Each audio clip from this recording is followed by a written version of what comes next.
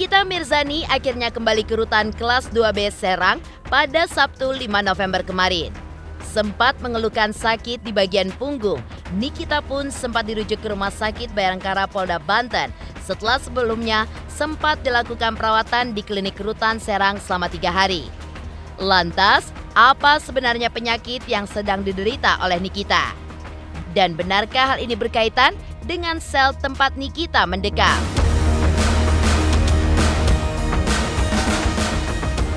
Ya, sepak terjang Nikita Mirzani sendiri memang terbilang kontroversial.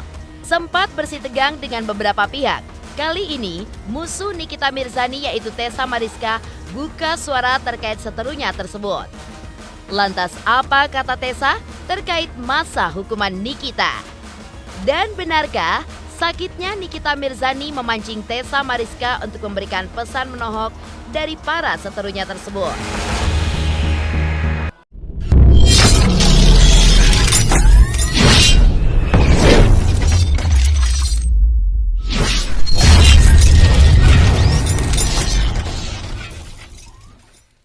Beberapa hari setelah dijebloskan di balik jeruji besi, rumah tahanan kelas 2B Serang, Banten, ada yang berbeda dari sosok Nikita Mirzani.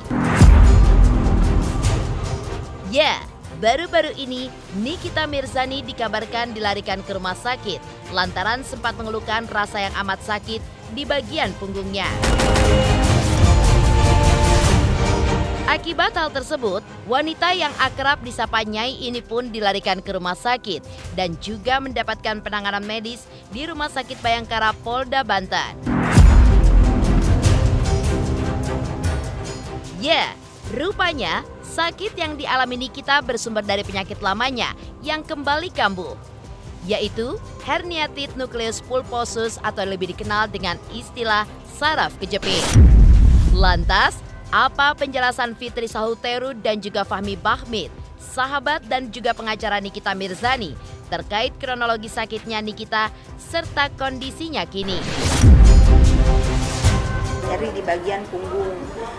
Dia memang ada sakit yang harus diterapi di punggungnya, sarafnya kejepit gitu. Mungkin pas kemarin waktunya kumat gitu loh. Jadi dia nggak tahan lagi, dia minta diobatin sama pihak berwajib.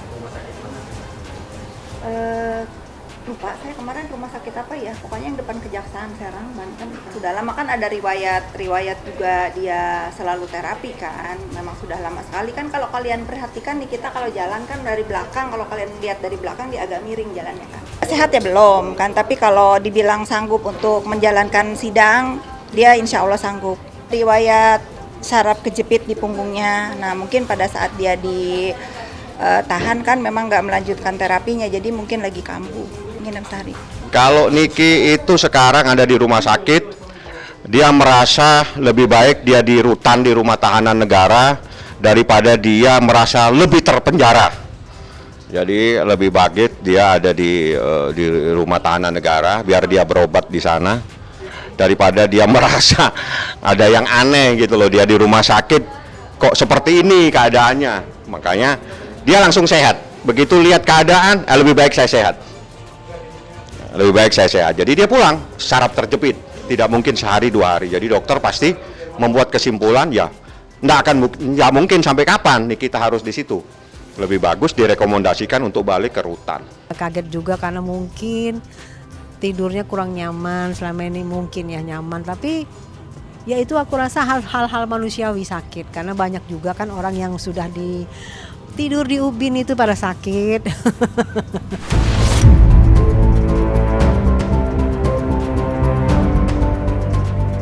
Sakitnya Nikita berawal saat ia mengeluhkan rasa sakit di bagian punggung. Sempat dilakukan perawatan di klinik rutan Serang selama 3 hari. Akhirnya, Nikita pun kembali dirujuk ke Rumah Sakit Bayangkara Polda Banten untuk mendapatkan perawatan lebih intensif. Namun 2 hari berselang, sejak dirawat, Nikita Mirzani pun memutuskan untuk kembali ke rutan. Lantas apa yang menyebabkan Nikita keluar dari rumah sakit lebih cepat? Dan benarkah jika hal ini berkaitan dengan sel tempat Nikita mendekam?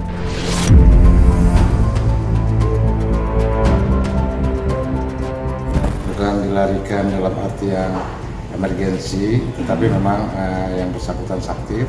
Sudah ada surat keterangan dokter dan prosedurnya adalah kami memberitahukan kepada pihak yang menahan, dalam hal ini pihak Kejaksaan Negeri Serang, dan sudah langsung ditindaklanjuti oleh pihak Kejaksaan Negeri Serang. Tadi pun dikeluarkan bersama dengan tim pengawal kepolisian. Pihak Kejaksaan Negeri Serang sudah membawanya ke rumah sakit, tapi sudah secara prosedural. Itu juga yang saya terima laporan dari Kepala Rutan Serang. Saya tidak bisa mewakili dokter, kurang lebih 10.30. Hari ini surat kerja dari Serang juga hari ini, per 4 November. Itu perlu perawatan. Nah, akhirnya Niki bilang, saya udah agak lebih sehat. Mungkin setelah diinjeksi ya, biasanya sakit begitu diinjeksi, itu dia minta supaya bisa balik ke rutan. Biar dia lebih tenang kalau di rutan. Kalau tidur udah nyaman aja lah, kan sudah harus dinikmatin, harus dihadepin. Nggak ada masalah, cuma karena memang sakit sekali sehingga perlu terapi, disuntik. Seingat saya disuntik ya, saya nggak sempat tanya. Sepertinya disuntik. Kalau saya ke sel, saya tanya. Karena saya tidak pernah masuk sampai ke dalam kamar sel. Siapapun nggak boleh, karena itu tahanan perempuan, pasti di depan saja. Jadi kita membesuk hanya sebatas di ruangan besuk. Kalau nggak nyaman, saya pikir nanti saya tanya gitu loh ya. Jadi nggak mungkin saya tanya seseorang yang ada dalam tahanan, kamu itu makan nasi apa, terus kamu tidurnya pakai bantal atau tidak. Itu sudah nggak logis. Saya pengacara nanya-nanya yang begitu. Ya, paling saya tanya perlakuan. Apa Anda diperlakukan layak di situ?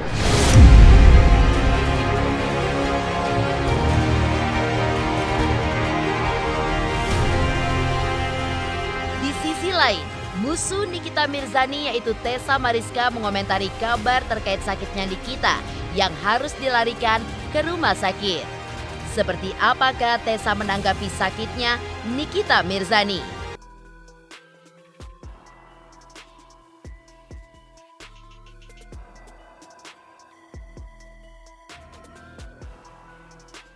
Ya, melanjutkan kabar terkait sakitnya Nikita Mirzani.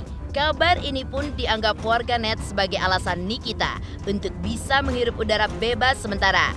Meski begitu, Fitri Saulteru, sahabat Nikita, justru membantah hal tersebut. Bahkan ia pun juga balik menantang warganet untuk mengecek riwayat terapi Niki atau mendatangi rutan untuk melihat kondisi Niki yang sebenarnya. Lantas, apakah kata Tessa Mariska terkait hal tersebut?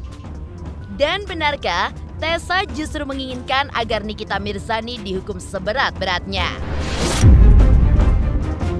Kata dokter sebetulnya Niki nggak boleh pulang, kata dokter ya. Tetapi Niki bersikukuh ingin kembali ke lapas agar Nikita bisa diserahkan segera ke pihak pengadilan untuk disidangkan. Bukan gara-gara dia ditahan ya lalu kambuh gitu, enggak ya. Kadang-kadang lagi main juga sama saya tiba-tiba, aduh kakak kejetit rasanya tiba-tiba gitu datangnya sakitnya sakit banget.